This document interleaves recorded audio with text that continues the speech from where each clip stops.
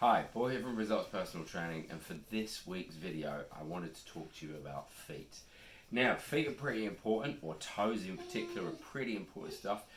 Your feet have 200,000 nerve endings which are constantly sending information into your body, which then results in outformation. And the better information you can give your body, the better outformation your body will then give you. So, let's talk about feet and toes for a second. We've got your great toe. Now, your great toe, the important thing is with your great toe is that you're able to extend it up to at least 70 degrees. Now, here's the thing. What you might find is that you might not have the motor control to simply pull that foot up. So you might have to just pick it up and see, does it passively, as in you pulling it, go up to at least 70 degrees extension.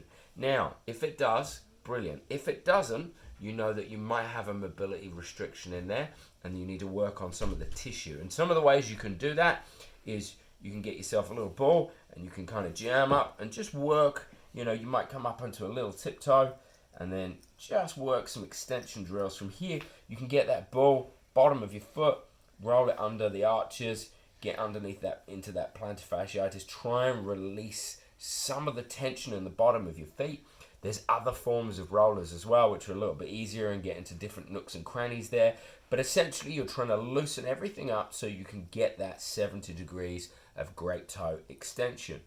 That's part one. But if you can do that, then we need to find the motor control. Now, the motor control is simply the software. It's your brain connecting to that big toe for you to be able to find that motion. And this may take a little bit of time. For some people, pulling everything up and then just trying to force some things down, eventually after a few minutes, you should be able to find, hey, I've got that big toe extension. Now, the other things we need to do with toes is we also need to be able to ground this big toe, creating this beautiful arch while extending the little toes. So what does that look like? That looks something like this. So you've got this beautiful arch here. The big toe is down and that forms a triangle from toe down to heel, which is incredibly stabilizing. And this great toe, or this big toe, whenever you're training and doing exercise, it wants to stay down, all right? I see so many people swinging kettlebells and their toes are shooting up. You're going to lose control, which is not going to give your brain the feedback it needs in order to work everything as efficiently, as effectively as possible. So we need to be able to ground this toe while picking up these guys. And again, if they don't go, you might need to do a bit of mobilization for them. So here's some quick drills that I would say do every day. Now, the first one, this is your, I'm watching Netflix. I want you to do something called toga, which is basically toe yoga. And what you're going to do is you're going to interlace your fingers into your toes. And then once you've interlaced them in there, and you've got some good motion, pop them right down at the base.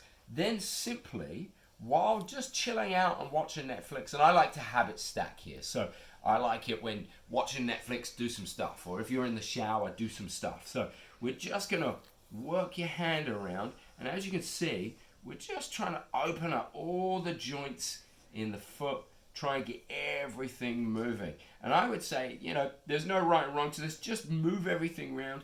A couple of minutes, 2 minutes each foot, give it a bit of a stretch, a bit of a pull, move everything.